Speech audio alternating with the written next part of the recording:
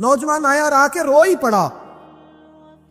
हुज़ूर उमर ने उसको रोते देखा तो फरमाया बेटा क्या हुआ? कहने लगे हुजूर फलां इलाके के फलां गवर्नर साहब का मसला है, हुजूर मुझसे गलती हो गई थी, मैं शराब पी बैठा था, उन्होंने मुझे दुर्रे भी मारे हैं, फिर उन्होंने लोगों से कहा इसके साथ मेल मिलाप छोड़ दो, कोई इससे बात ना करे। हुजूर मुझसे गलती हो गई, मैं मानता हूं, पर इतनी अजियत, इतनी तकलीफ, जब मुझे सजा मिल गई, कोड़े लग गए, तो फिर ये अलग से जो सजाएं मुझे दी गई, ये मैं हजरत उमर की बात कर रहा हूं। मैंने जब ये पढ़ा था तो मैं रो पड़ा था।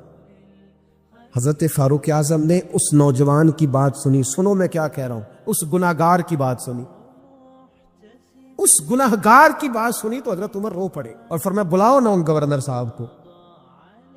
वो भी बड़े समझदार बावकार बड़े आदमी थे, बुलाया और बुला के फरमाया आपका इस जुर्म पर गुस्सा बिल्कुल ठीक, लेकिन आपको किसने इजाजत दी कि आप उसे इतनी तकलीफ दें? आपने कोड़े मार लिए जो सजा बनती थी, और फिर आपने क्यों करके लोगों से कहा इससे मिलना जुलना छोड़ दें?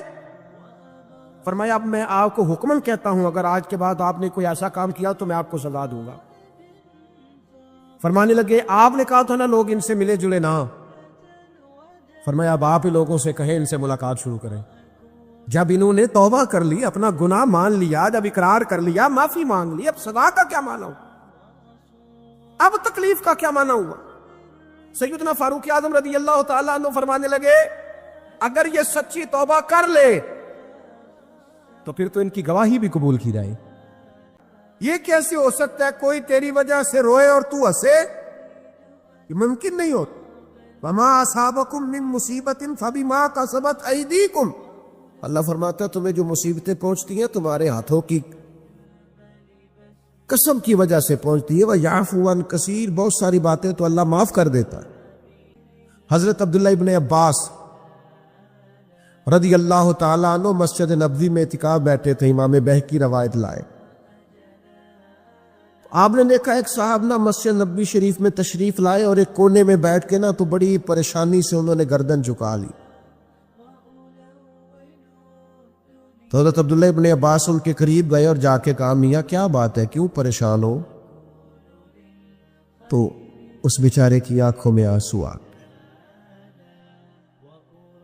रो के कहने लगे मकरूज हूं, एक वादा कर लिया था कि आज पैसे लौटाऊंगा, आज मेरे पास रकम नहीं बनी, अब वो साहब आएंगे और फिर मुझे सख्त जुमलों से नवाजेंगे। तकलीफ में वो मकरूज बेचारा कैदी होता है। फौरन हजरत अब्दुल्ला इब्न अब्बास हुजूर अलैहिस्सलाम के चचा के साहिबजादे मेरे करीम महबूब के अजीम से आबी हजरत अब्दुल्ला इब्न अब्बास फरमाने लगे मैं अगर चलूं तो तेरा मसला हल होता है?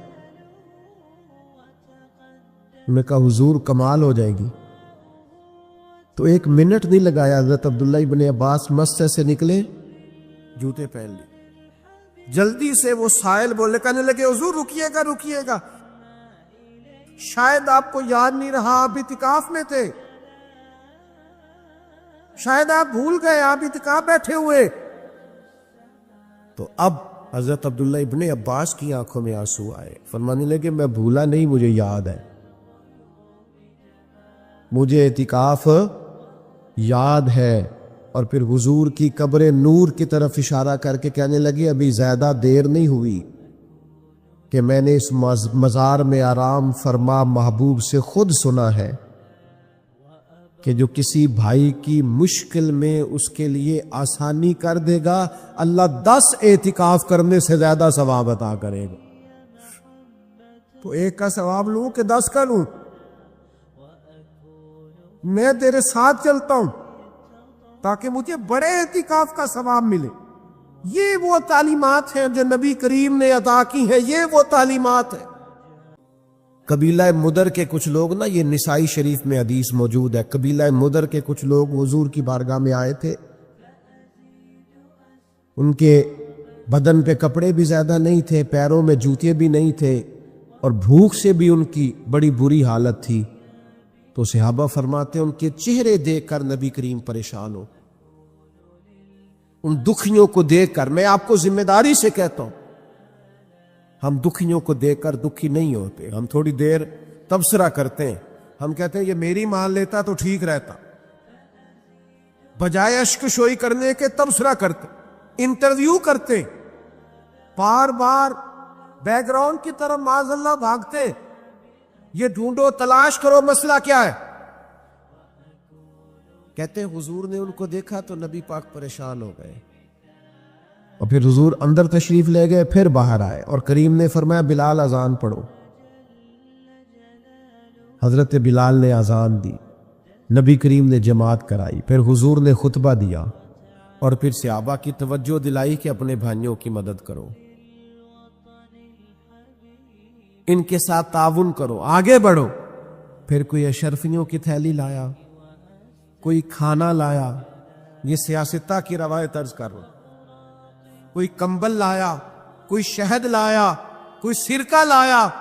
حدیث کے لفظ یہ ہے کہ وہ غریب جب کھانا لے کر چیزیں پا کر وہ غریب خوش ہو گئے تو میرے نبی پاک کا چہرہ بھی خوشی سے جگمگا اٹھا، حضور بھی راضی ہو گئے کہ ان غریبوں کا بھلا ہو گیا، ان کے لیے آسانی ہوگی۔ بھائی آپ اشک شوئی کر کے خوش ہو، دکھوں کا مداوع کر کے راضی ہو، ہم گردنیں جھکا کے راضی ہوتے، ہم کہتے ہیں پھر پتہ لگا سنا کیتیاں سنا معذرتا میرے کو لو، پھر اتنے منگیاں سنا معافیاں، یہ کوئی مزے کی بات ہے؟ یہ کوئی لطف کی بات ہے؟ گردنیں جھکا کے خوش ہو رہے۔ حضور کے سامنے تو جب قریش مکہ نے فتح مکہ کے دن گردنیں جھکا دی تھی نا، اس دن بھی میرے کریم نے فرمایا تھا جاؤ تم سے دوسری بات ہی کوئی نہیں کرنی، تمہارے ظلموں کا کوئی صفحہ الٹنا ہی نہیں، جاؤ میں نے تمہیں معاف کیا۔ تو یاد رکھیے گا کہ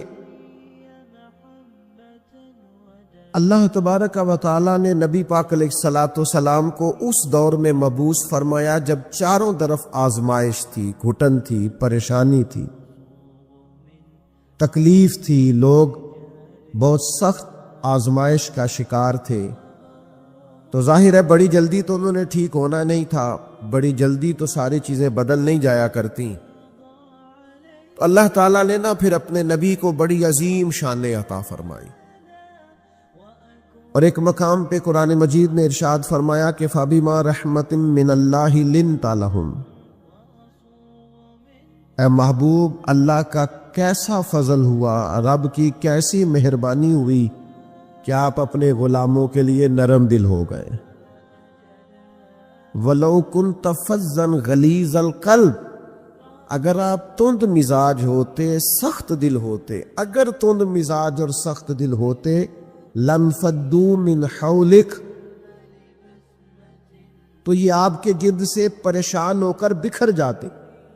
آپ کے مزاج کے اندر، آپ کی طبیعت کے اندر جو اللہ نے نرمی رکھی ہے، آپ کے دل کے اندر جو دوسروں کے لیے درد رکھا ہے، آپ کی طبیعت کے اندر جو دوسروں کے لیے احساس رکھا ہے، یاد رکھیے گا گمراہ کو رستہ دکھانا بھی بہت بڑی نیکی ہے۔